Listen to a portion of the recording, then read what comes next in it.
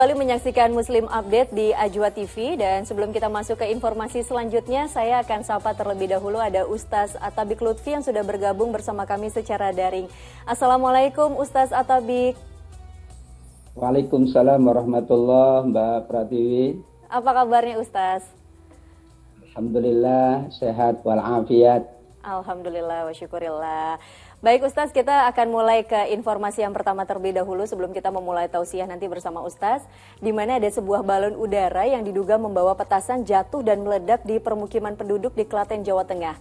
Akibatnya satu rumah warga rusak. Rumah milik Sri Rejeki di Delanggu, Klaten, Jawa Tengah rusak tertimpa balon udara yang jatuh di permukiman. Balon udara diduga membawa petasan itu jatuh dan meledak pada Senin pagi. Dari laporan masyarakat, akhirnya Polsek dan Satreskrim Polres Klaten menindaklanjuti mendatangi TKP. Dari TKP kita melaksanakan olah TKP, termasuk memeriksa beberapa saksi dan mengamankan barang bukti. Balon udara yang terbuat dari plastik warna transparan dengan rangka bambu berdiameter lebih dari 2 meter belum diketahui dari mana asal diterbangkan. Berdasarkan olah TKP, petugas menemukan beberapa benda mirip petasan. Dari TKP, hasil olah TKP kita memang ditemukan beberapa benda mirip mercon. Dan kita sudah melakukan koordinasi dengan Jibom Gegana Satrimob Polda Jateng. Saat kejadian, pemilik rumah sedang berada di depan rumah. Tahu ya ada suara ledakan gitu di sebelah rumah. Sangat kencang itu gimana? Yang kencang 2 kali, yang volumenya agak turun 2 kali juga. Berarti 4 kali, Bu? Iya. Dampaknya apa, Bu? Dampaknya kaca depan, kaca kamar tidur yang pecah. Polisi kini tengah melakukan penyelidikan untuk mengetahui siapa yang menerbangkan balon udara yang membahayakan tersebut. Krisna Agung melaporkan dari Klaten, Jawa Tengah. Ini masih soal petasan, seorang bocah terluka parah di bagian tangan akibat ledakan petasan. Polisi langsung menangkap 2 orang pelaku, yaitu pembuat dan juga pembeli petasan.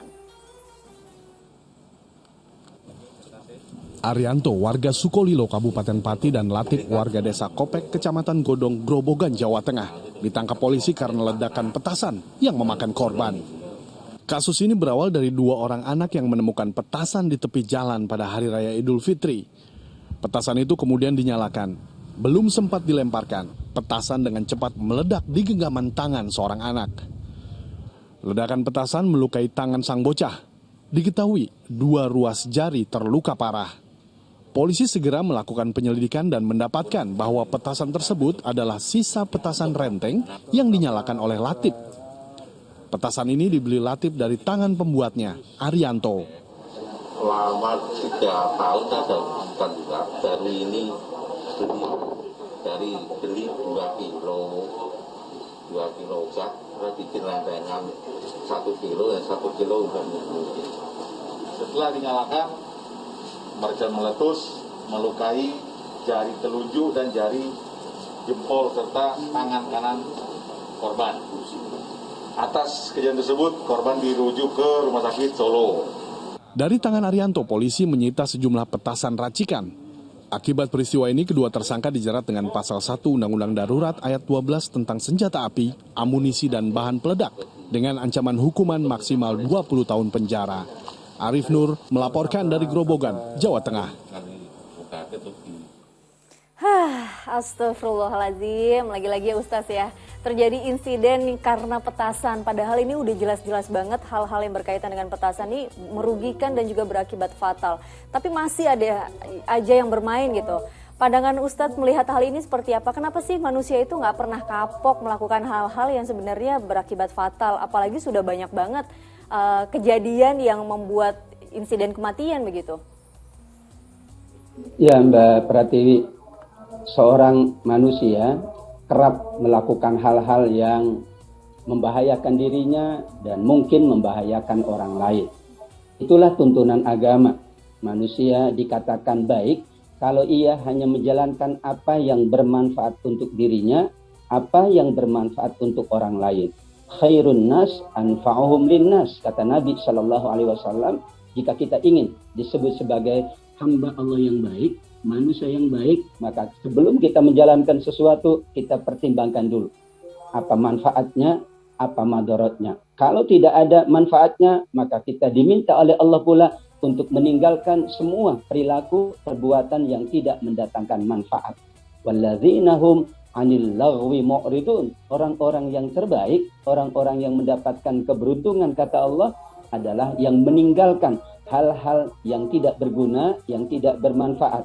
Ada dua hal. Kalau itu tidak berguna, maka berarti bahaya. Atau kalau tidak berguna, berarti sia-sia. Kedua-duanya adalah sesuatu yang wajib dihindari oleh mereka yang ingin mendapatkan rahmat Allah Subhanahu wa Ta'ala. Terbukti, ya, memang petasan, mercon itu secara agama juga dilarang, demikian juga secara hukum negara. Maka ada bahaya yang mungkin mengancam siapapun, baik anak-anak maupun masyarakat. Untuk itu ini bagi kita semuanya, insya Allah kita jaga anak-anak kita jaga remaja kita, agar yang mereka lakukan hanya sesuatu yang bermanfaat.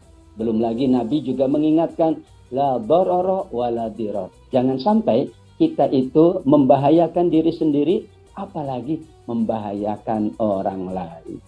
Padahal juga Rasul selalu mengajarkan bahwa baik saja bahkan tidak cukup ya Ustadz, tapi kita harus melakukan kebaikan. Yang itu artinya bukan cuma baik untuk diri kita, tapi juga untuk sesama.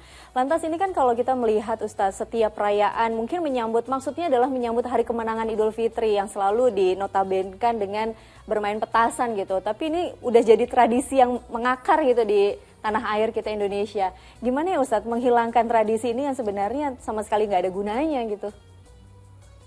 Ya memang semua pihak ya berhak untuk menyampaikan edukasi terbaik kepada masyarakat, pemerintah, petugas keamanan ya yang berwajib, dan kita selaku orang tua, para tenaga pendidik, para ulama, para cendekiawan. Kita selalu tidak pernah bosan menyampaikan bahwa hal yang demikian itu membahayakan, dan masih banyak cara kita membahagiakan Idul Fitri. Cara kita merayakan kemenangan Idul Fitri dengan cara-cara yang sangat baik, yang sangat bermanfaat. Insya Allah bisa dirayakan. Dan itu tanda bahwa kita merayakan dengan sesuatu yang sangat baik. Ada beduk misalnya, kalau sekarang ada takbiran virtual dan lain sebagainya. Ada pula insya Allah ya bisa berbagai hal yang dijalankan, kita hindari. Insya Allah demi kebaikan bersama, hal-hal yang tidak berguna, hal-hal yang tidak bermanfaat, apalagi membahayakan orang lain, membahayakan banyak pihak, maka kita hindari dan kita kembali kepada fitrah. Fitrah itu kan suci. Jangan sampai dikotori dengan perbuatan-perbuatan atau perilaku-perilaku yang membahayakan banyak pihak, insya Allah. Insya Allah. Itu dengerin ya para pemuda-pemudi. Pemudi biasanya jarang ya kalau main petasan. Pemuda-pemuda nih main ini aja ya Ustadz ya, beduk aja ya. Jadi kita sambil mengumandangkan Allahu Akbar, sambil merayakan kemenangan di Hari Raya Idul Fitri.